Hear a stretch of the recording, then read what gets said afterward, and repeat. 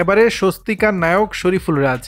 ওপার বাংলার জনপ্রিয় অভিনেত্রী স্বস্তিকা মুখার্জি সিরিয়াল এবং সিনেমাতে অভিনয় করে দর্শকদের মন জয় করেছেন।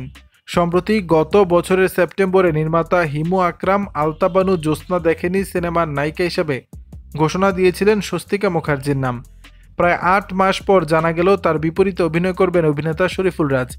ইতিমধ্যে সবকিছু চূড়ান্ত করা হয়েছে। সিনেমাটি প্রযোজনায় থাকছে বেঙ্গল মাল্টিমিডিয়া। সিনেমার বিষয়ে রাজ জানান, এখনও এ বিষয়ে কিছু বলতে চান না তিনি।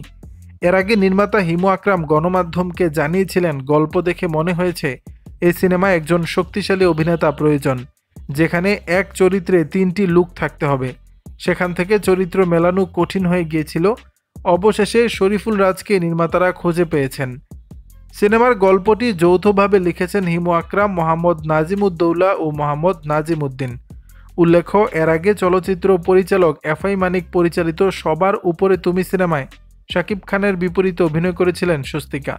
দর্শক, বিষয়টি নিয়ে আপনাদের মতামত জানাবেন নিচের কমেন্ট বক্সে।